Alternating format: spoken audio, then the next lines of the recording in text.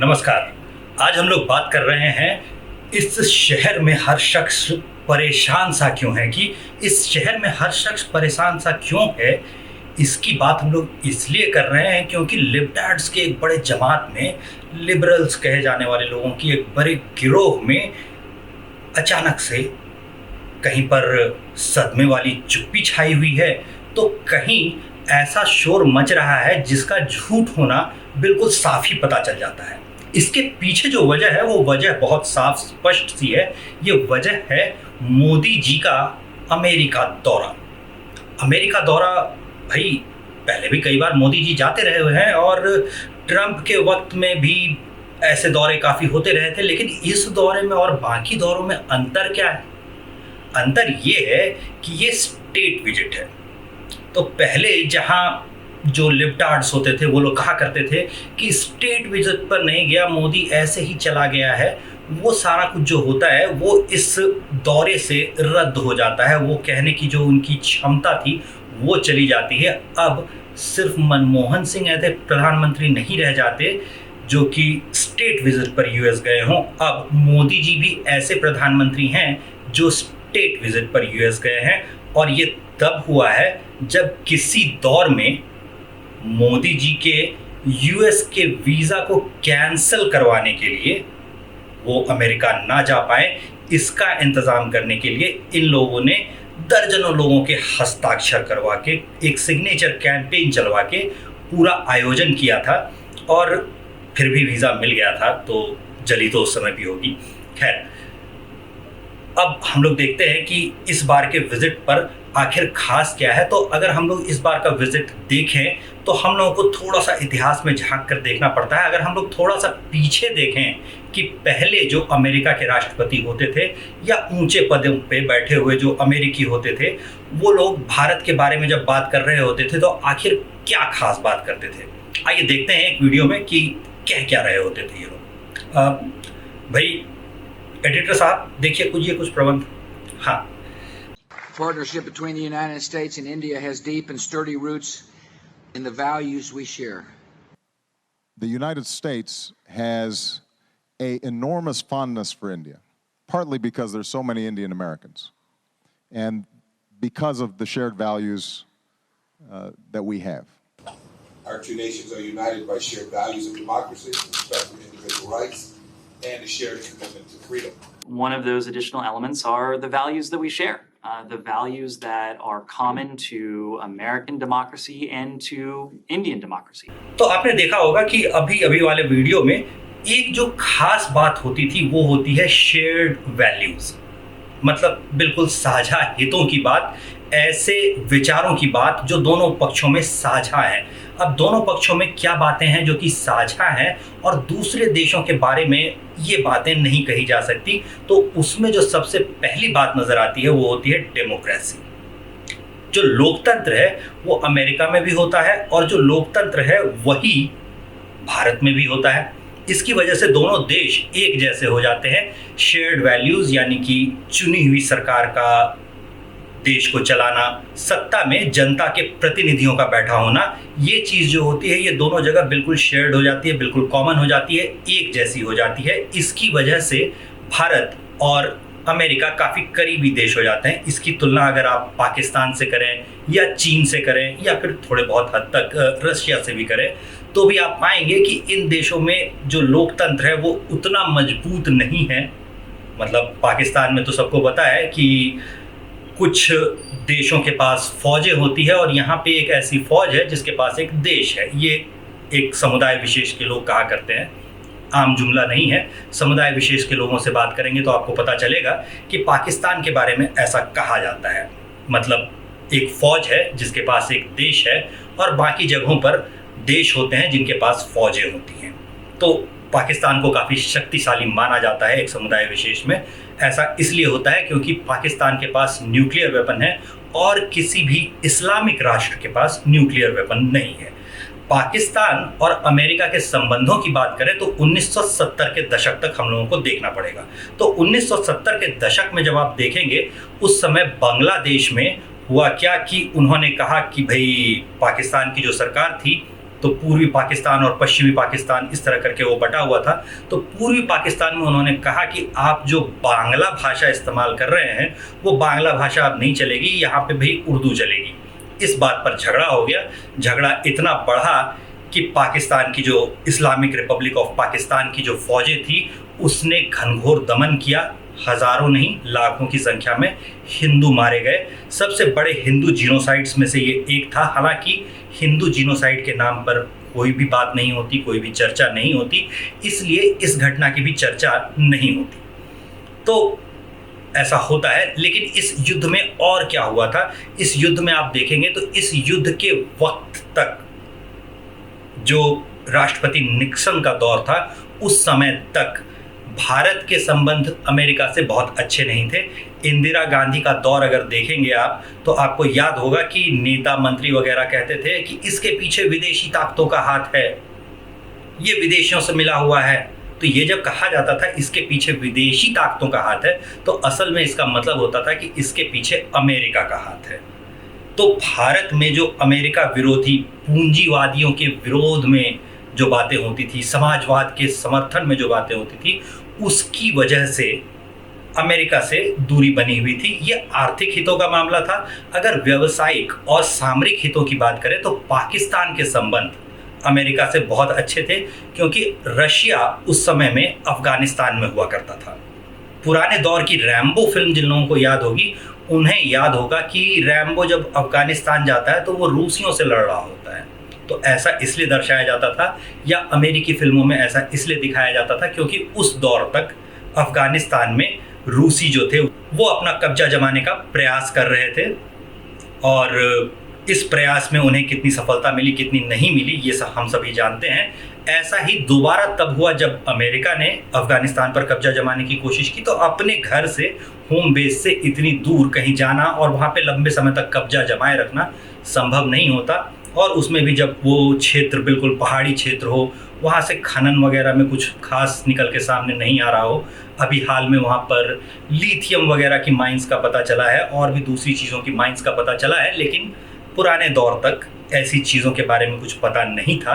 तो वहाँ पर बहुत खर्च करके वहाँ कब्जा जमाए रखना किसी भी देश के लिए सुविधाजनक नहीं होता था। तो रूस जब वहाँ से हटने लगा तो पाकिस्तान के साथ संबंध बनाए रखना, इस्लामिक रिपब्लिक ऑफ पाकिस्तान के साथ संबंध बनाए रखना अमेरिका को भी बहुत ज़्यादा सुविधाजनक नहीं लगने लगा। इस दौर तक जो वर्ल्ड ट्रेड सेंटर पर हवाई हमला था या प्लेन घुसेड़ दिए जाने की हरकत थी, आतंकवादी घटना थी, उसका भी पता चल चुका था। और आखिरकार ओसामा बिन लादेन मारा भी गया तो कहाँ, तो वो पाकिस्तान में मारा गया। तो पाकिस्तान परोक्ष रूप से कैसे आतंकवादियों को समर्थन दे रहा है ये चीज़ विश्व स्वीकारना शुरू कर चुका था।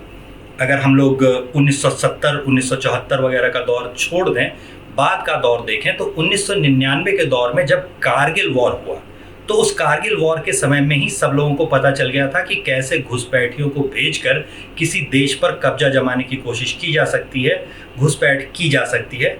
ऐसा पहले भी हुआ था भारत की आज़ादी के समय में। कबीलाई घुसपैठियों को भेजकर पाकिस्तान ने कश्मीर को हड़प लेने की कोशिश की थी। नाकाम हुई थी ये कोशिश, और उस नाकाम कोशिश को चूंकि कई साल बीत चुके थे इसीलिए दुनिया की यादाश्त से वो चीज़ें जाने लगी थी। 50 साल का दौर बीत चुका था। लेकिन 99-2000 के दौर में जब फिर से कारगिल वॉर हुआ और ये चीज़ें सामने आईं, तब तक स्थितियां बदल चुकी थी। तो 1970 के दौर में, 2 दशक पहले, जहां अमेरिका अपना जंगी बेड़ा, अपने युद्धपोत जो था उन्हें ले जाकर बे ऑफ बंगाल की तरफ धकेलना शुरू करता था ताकि भारत नौसेना की तरफ से हमला न कर सके बांग्लादेश पर। वहीं पर बदलाव क्या हुए? अब बदलाव ये हुए कि जब 1999 और कारगिल वॉर सब लोग देख चुके, ट्विन टावर्स पर अटैक हो चुका और आतंकवादियों के पाकिस्तान से रिश्ते जग जाहिर हो चुके, तो धीरे धीरे पाकिस्तान के पास से हाथ समेटना अमेरिका ने भी शुरू कर दिया। करीब करीब 2000 के दौर में और भी चीज़ें बदली, और ये चीज़ें जो बदली उनका असर क्या हुआ? उनका असर ये हुआ कि 1970 के दशक से कोई भी अमेरिकी राष्ट्रपति भारत नहीं आया था। और 2000 का साल शुरू होते ही हमने देखा कि थोड़े ही समय के बाद बिल क्लिंटन जो थे थोड़े समय के बाद भारत में नजर आए। भारत वो आए तो सिर्फ आए नहीं, उन्होंने सांसदों को संबोधित किया, कई बातें की, और इस समय से हम लोग कह सकते हैं कि बदलावों का आना शुरू हो चुका था। भारत और अमेरिका के संबंध बदलने शुरू हो चुके थे। इस समय तक अगर हम लोग आर्थिक रूप से देखें तो भी भारत काफी बदल चुका था। भारत अब उस समाजवादी व्यवस्था का दांतों से पकड़ करके बैठे रहने का समर्थक नहीं था, जिसमें सब कुछ सरकार कर रही होती थी और प्राइवेट यानी निजी को गलत बताया जाता था। यहाँ पर एक बार हम लोग फिर से देख लें कि परिभाषाओं को बिगाड़ा कैसे जाता है। तो परिभाषाओं को बिगाड़ना अगर आप देखेंगे तो परिभाषा ऐसे बिगड़ती है कि आप निजी किसे कहते हैं और आप सार्वजनिक किसे कहते हैं। जिसे आप सार्वजनिक संपत्ति कहते हैं, जिसे आप पब्लिक प्रॉपर्टी कहते हैं, यानी सरकारी संपत्ति, उसमें आम लोगों का कोई हिस्सा नहीं हो सकता। वो सीधे सीधे सरकार की संपत्ति होती है। जो सत्ता में होगा उसका अधिकार उसके ऊपर होगा। इसकी तुलना में जिसे आप प्राइवेट कहते हैं, निजी कहते हैं, उसमें क्या होता है, किसी भी निजी कंपनी का शेयर, अडानी अंबानी की कंपनी का शेयर आप खरीदना चाहें तो क्या होगा, बिल्कुल खरीद सकते हैं। अगर आपके पास पैसे हैं और आपकी खरीदने की इच्छा है तो आप एक डीमैट अकाउंट खोलेंगे और एक आध शेयर अगर आप चाहें तो 1000-2000 रुपए में आपको एक आध शेयर मिल जाए तो उस वक्त आप खरीद सकते हैं, क्यों नहीं खरीद सकते। तो जो प्राइवेट प्रॉपर्टी जिसे कहा जाता है, असल में वो सार्वजनिक होती है। उसमें किसी का भी हिस्सा हो सकता है। पूरी भारत की जनता में से कोई भी चाहे तो वो उसे खरीद सकता है। तो जो सार्वजनिक संपत्ति होती है वो असल में प्राइवेट कंपनी होती है। और जो सरकारी कंपनी होती है वहाँ क्या होता है, वहाँ नियंत्रण हमेशा सरकार का रहेगा। कभी भी आप सरकार से ज़्यादा शेयर खरीद कर उसमें अपना हिस्सा बताना चाहें या उसके बोर्ड ऑफ मैनेजमेंट में कहना चाहें कि भाई मेरी सलाह ये है, आप अभी तक ये काम ऐसे कर रहे थे, अब ये काम वैसे करना शुरू करें, तो वो चलेगा क्या? नहीं चलेगा। तो ये जो समाजवादी सोच की बीमारी होती है वो धीरे धीरे कैसे शब्दों के जरिए आपके दिमाग में घुसाई जाती है, वो इस बात से और थोड़ी सी स्पष्ट हो सकी होगी, ऐसी मेरी उम्मीद है। आइए एक बार फिर से हम लोग याद कर लें कि भारत और पाकिस्तान के जो संबंध थे वो भारत और अमेरिका के संबंधों को कैसे प्रभावित करते रहे। तो भारत और पाकिस्तान के संबंध जो थे वो कभी भी अच्छे नहीं रहे, लगातार युद्ध होते रहे। और अमेरिका चूंकि पाकिस्तान का समर्थन कर रहा होता था, रूस अफगानिस्तान में काफ़ी पास तक घुसा हुआ था और वो उसे बड़ा नहीं होने देना चाहता था। कोल्ड वॉर का दौर था, तो इसकी वजह से भारत जो था वो अमेरिका का शत्रु देश हो जाता था। अमेरिका की नीति जो थी वो बड़ी स्पष्ट थी, या तो आप हमारे साथ हैं या फिर आप हमारे खिलाफ हैं। तो अगर आप अमेरिका के साथ नहीं खड़े दिखते थे, रूस के थोड़ा ज़्यादा करीबी नज़र आते थे, तो सीधे सीधे अमेरिका के शत्रु हो जाते थे। अब क्या हुआ, कोल्ड वॉर वगैरह का दौर बीतने के बाद यूएसएसआर जब टूट चुका और अब रशिया होता है, उस समय तक चीज़ें काफ़ी कुछ बदल चुकी थी। आज की तारीख में अगर आप देखेंगे तो नाटो जो देश होते हैं, इन नाटो देशों ने रूस पर कई प्रतिबंध लगा रखे हैं। रूस पर जो प्रतिबंध लगे हुए हैं उन प्रतिबंधों में से एक है उसके पास से खरीदारी करने पर लगे हुए प्रतिबंध। तो जो खरीदारी करने पर लगे हुए प्रतिबंध है उसमें से सबसे बड़ा प्रतिबंध होता है उसके पास से तेल खरीदने पर प्रतिबंध। लेकिन ये आज की तारीख में पूरी दुनिया जानती है कि भारत रूस से तेल खरीद रहा है और उसे परिशोधित करके दूसरे देशों को बेच रहा है। तो कच्चा तेल हम लोग पहले जो काफ़ी मात्रा में अरब के देशों से खरीदते थे, फिर उसका शुद्धिकरण करके, ध्यान दीजिएगा, अरब से तेल खरीद करके उसे ऐसे ही नहीं इस्तेमाल कर लिया जाता था, उसका शुद्धिकरण किया जाता था। गंगा जल छिड़कते हैं कि नहीं मुझे नहीं पता, लेकिन शुद्धिकरण करते हैं, वो दूसरा प्रोसेस होता है, साइंटिफिक प्रोसेस है। गंगा जल या गोमूत्र वगैरह नहीं छिड़कते, या छिड़कते भी हों तो क्या पता, ठीक है। तो चलिए, शुद्धिकरण करके उस तेल को बेचा जाता है, इस्तेमाल किया जाता है। तो भारत में भी इस्तेमाल होता है, विदेशों में भी बेचा जाता है। अब सबको ये बात पता है कि रूस से भारत तेल खरीद रहा है और उसे ही यूरोप को बेच रहा है और अमेरिका को भी बेच रहा है, और भी जगहों पर, कई जगहों पर इस तेल की खपत होती है, भारत में भी होती है। और ये बातें पता होने के बावजूद भारत पर कोई सैंक्शन नहीं लगे। सैंक्शंस की बात अगर करें तो पहले का दौर अगर हम लोग देखें, पहले के सैंक्शंस के दौर की अगर हम लोग बात करें तो 1974 का दौर अगर हम लोग देखें, जिस वक्त भारत ने पहला न्यूक्लियर टेस्ट किया था, इंदिरा गांधी का दौर था वो, और उस दौर में जब न्यूक्लियर टेस्ट हुआ तो भारत पर कई प्रतिबंध लगा दिए गए थे। ऐसा ही दोबारा तब हुआ था जब अटल बिहारी वाजपेयी की सरकार थी और अटल बिहारी वाजपेयी की सरकार ने अमेरिका से छुपकर अमेरिकी जो जासूसी तंत्र होता है उसे धाता बताते हुए एक बार फिर से परमाणु विस्फोट कर डाला। तो फिर से कई प्रतिबंध भारत पर थोप दिए गए थे। इसकी तुलना अभी की स्थिति से करें कि रूस से तेल खरीदा जा रहा है, रूस से व्यापारिक संबंध भारत के बहुत अच्छे हैं, हथियार वगैरह भी रूस से भारत खरीदता रहा है, पूर्व में भी और अभी भी खरीद रहा है, लेकिन उसके बावजूद किसी किस्म के प्रतिबंध नहीं लगे। हुआ क्या है? तो हो रहा है जो वो बिल्कुल इसका उल्टा है। कई नए समझौतों के लिए भारत के प्रधानमंत्री को अमेरिका बुला लिया गया है स्टेट विजिट पर। इससे जो सुलगी है, मतलब जलन ईर्ष्या वाला जो भाव होता है, उसको अगर हम लोग देखें तो उसमें हम लोगों को एक चीज़ बड़ी मज़ेदार सी नज़र आती है। अपने कमरे में, एसी कमरे में कोट वोट पहनकर यूट्यूब चलाने वाले जो पुराने दौर के पत्रकार होते थे, मतलब आजकल के यूट्यूबर हैं, पुराने दौर के कई जो तथाकथित पत्रकार होते थे जो अपना एजेंडा सेट कर रहे होते थे, उसमें से कई का आपको पता ही होगा कि आजकल उनकी जो छवि है वो असली छवि जनता के सामने आ गई है और किसी को कुछ करना नहीं पड़ा, किसी को उन्हें नौकरी से निकालना नहीं पड़ा लात मार के, अपने आप ही उनकी नौकरियां छूटती गई। अब विश्वसनीयता कम होती जाए तो ऐसा होता है। तो अब नौकरी वोकरी छूट गई तो वो लोग घरों में अपने अपने घरों में बैठकर कैमरे के सामने यूट्यूब चैनल वगैरह चला रहे होते हैं और उस पर अजीब अजीब बातें कर रहे होते हैं। तो ज़मीनी सच्चाई से ये बातें कितनी कटी हुई होती हैं, इसका एक और उदाहरण हम कल नज़र आ गया। तो हमारे जो आदर्श लिबरल होते हैं, मतलब लिबरल्स के आदर्श जो होते हैं, लाल माइक वाले एक आदर्श पुरुष जो थे, उन्होंने बड़ी ही उल्टी पुल्टी बातें करनी शुरू कर दी। वो एक ऐसी ड्रग को खरीदने की बात करने लगे, वो भी अमेरिका के एक ऊंचे अधिकारी के उसी ड्रग को खरीदने के लिए चीन जाने की बात करने लगे, जो ड्रग सिर्फ अमेरिका में ही नहीं दुनिया के कई देशों में प्रतिबंधित है।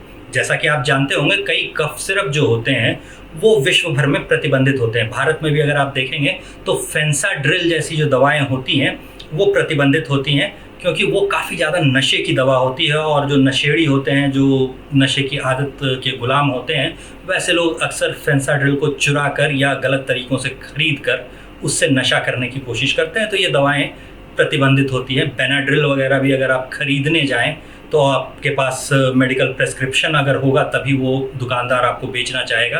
अदरवाइज़ आप पाएंगे कि बेनाड्रिल जैसी दवाएं भी या और भी कोई कफ सिरप अगर आप खरीदने जाएं और आपके पास मेडिकल प्रेस्क्रिप्शन ना हो तो दुकानदार आपको वो दवा बेचने को तैयार नहीं होगा। ऐसा होता है। मगर ऐसी ही एक दवा की बात हमारे आदर्श लिबरल कर रहे थे। आइए देखते हैं वो क्या रहे थे। इस खबर की चर्चा नहीं हुई कि अमेरिका के विदेश सचिव 2 दिन के लिए चीन में थे। चीन के राष्ट्रपति शी जिनपिंग से उन्होंने मुलाकात की है। इसी वॉल स्ट्रीट जर्नल ने प्रधानमंत्री के इंटरव्यू से पहले छापा है कि अमेरिका चाहता है कि चीन के साथ तनाव कुछ कम हो, चीन के साथ सहमति बने, रिश्तों में सुधार हो और उच्च स्तरीय संवाद कायम हो। दोनों देशों के बीच हवाई उड़ानों की संख्या बढ़े और चीन अमेरिका को फेंटानिल नाम की दवा की सप्लाई करता रहे। दवा मांगने गए हैं चीन से। चीन ने भी विदेश सचिव। तो भाई आपने देखा कि कैसी उल्टी पुल्टी बातें वो कर रहे हैं। किसी दवा को वो खरीदे जाने की बात कर रहे थे। अब ये दवा जो है वो विश्व भर में प्रतिबंधित है कई देशों में और अमेरिका में भी प्रतिबंधित है। तो फिर भाई अमेरिका का सचिव कोई वहाँ ये दवा खरीदने क्यों जाएगा? अब जब इस बात की किरकिरी होनी शुरू हुई, मतलब सच्चाई सामने आ गई कि भाई ये दवा प्रतिबंधित है और इसे खरीदने के लिए भाई कोई विदेश सचिव या ऐसा कोई सचिव जो होता है वो चीन चला जाए अमेरिका से उठकर, ऐसा होना बिल्कुल भी संभव नहीं है। ये बात जब लोगों ने स्पष्ट कर दी तो उन्हें मजबूरन ये वीडियो अपने चैनल से हटाना पड़ा। आज आप अगर देखने जाएंगे तो ये वीडियो आपको उनके चैनल पर नहीं मिलेगा। उन्होंने ये वीडियो उतार लिया है, मगर उनके उतारने से पहले ही, काफ़ी पहले ही कई लोगों ने इसके स्क्रीनशॉट लेके रख लिए थे, इसके हिस्से काट कर निकाल लिए थे। वीडियो भी डाउनलोड कर लिया होगा, पूरा वीडियो भी हो सकता है कुछ लोगों ने डाउनलोड कर लिया हो। हमारे पास ये एक हिस्सा है। पॉलिटिकल कीड़ा और दूसरे ऐसे कई संगठन हैं जो अब इस बात के लिए आदर्श लिबरल का मजाक उड़ा रहे हैं। तो मजाक तो उड़ना ही था, यहाँ पर जो सौदों में बदलाव हुआ है या स्थितियों में बदलाव हुआ है, उसके नतीजे क्या हुए हैं, ये अगर हम लोग देखें तो काफ़ी ज़्यादा बदलाव हम लोगों को नज़र आते हैं। इस बार जो सौदे हो रहे हैं उनमें ड्रोन से जुड़े हुए कई सौदे हैं। ड्रोन से जुड़े हुए सौदों का होने का मतलब होता है कि ड्रोन यानी बिना मानव के जो निगरानी रखने के उपकरण होते हैं, निगरानी रखने के ही ये सिर्फ उपकरण नहीं होते, कई बार ये उपकरण हमला करने में भी सक्षम होते हैं। तो बिना मानवों के ही कहीं दूर रिमोट से बैठे किसी हमले को या तो अंजाम दिया जा सकता है या किसी घुसपैठ वगैरह को नेस्तो नाबूद किया जा सकता है। तो ये करने की क्षमता भारत के पास आ जाती है और इस किस्म के ड्रोन अगर भारत के पास होंगे तो पाकिस्तान और पाकिस्तान की तरफ से आने वाले घुसपैठियों के लिए एक नई समस्या और खड़ी हो गई है। तो ये सबसे बड़ी एक समस्या है और इस समस्या के उपजते ही जो आदर्श लिबरल और उनका गिरोह होता है, जो पाकिस्तान परस्त लोगों का गिरोह होता है, जो खाते यहाँ का है और गाते वहाँ का है, उनके लिए बड़ी ही दिक्कत हो जाती है। तो उनका दर्द से बिलबिलाना जो है वो जाहिर सी बात है कि ऐसा होना ही था।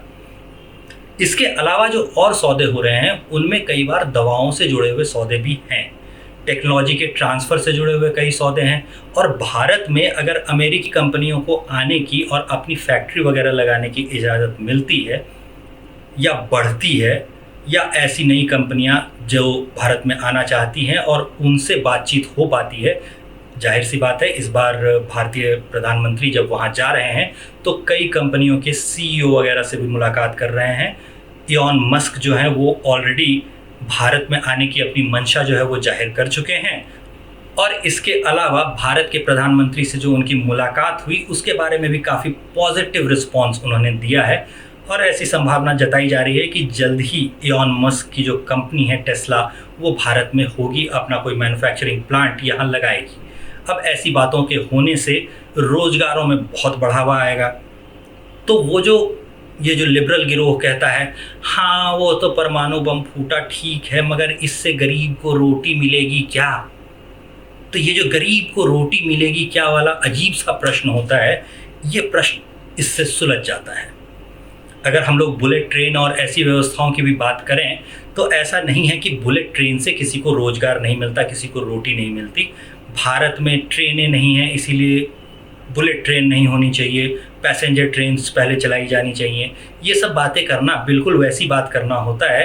भारत में स्कूल नहीं है, सभी बच्चों को स्कूली शिक्षा नहीं मिल पा रही, इसलिए कॉलेज ही नहीं बनवाए जाएं, यूनिवर्सिटी जो होती हैं वो सारी बंद कर दी जाएं। क्यों भैया, स्कूल की शिक्षा जिन लोगों को मिल गई है कम से कम उन्हें तो पढ़ने का आगे मौका मिले, ग्रेजुएट होने का मौका मिले, इंजीनियर बनने का मौका मिले, दूसरी तकनीकी जो पढ़ाई होती है उनको देखने का मौका मिले। बायोटेक से लेकर के रॉकेट साइंस तक कई चीज़ें हैं जो आज के युवा पढ़ना चाहते हैं, पढ़ते हैं। कंप्यूटर से जुड़े कई आविष्कार हो रहे हैं, सर्विस इंडस्ट्री में भारत काफ़ी आगे निकल चुका है। इन सब सब्जेक्ट्स को कौन पढ़ेगा, कैसे पढ़ेगा? कॉलेज और यूनिवर्सिटी तो उसके लिए चाहिए।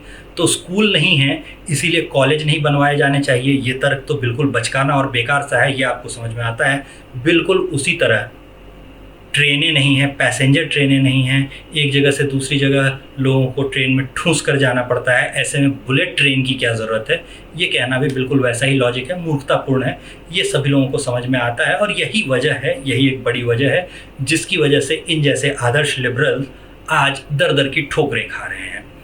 पूरी तरह से इनका जो इकोसिस्टम होता था वो ध्वस्त होता हुआ सा दिख रहा है और उम्मीद है कि निकट भविष्य में हमें ये सुख और ज़्यादा प्राप्त होगा। इन्हें ऐसे ही हम लोग दर्द से बिलबिलाते कराहते हुए देखेंगे।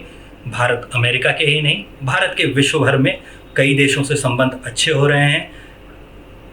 जो लगातार कहा करते थे कि ये प्रधानमंत्री तो हमेशा विदेश यात्रा पर ही होता है, उन विदेश यात्राओं का नतीजा क्या निकला अब हम लोग 5 साल 7 साल या 8 साल 9 साल के बाद देख पा रहे हैं कि इनका नतीजा क्या हुआ, इनका असर क्या हुआ। तो बदलाव भारत में आ रहे हैं और ये जो आदर्श लिबरल गिरोह होता है, लिबटार्ड्स का गिरोह होता है, लेफ्ट लिबरल गिरोह या लेली संगठन होता है, उन्हें जो दिक्कत हो रही है ये दिक्कत भविष्य में भी होती रहे। इन्हीं कामनाओं के साथ आज के लिए इजाज़त दीजिए। धन्यवाद।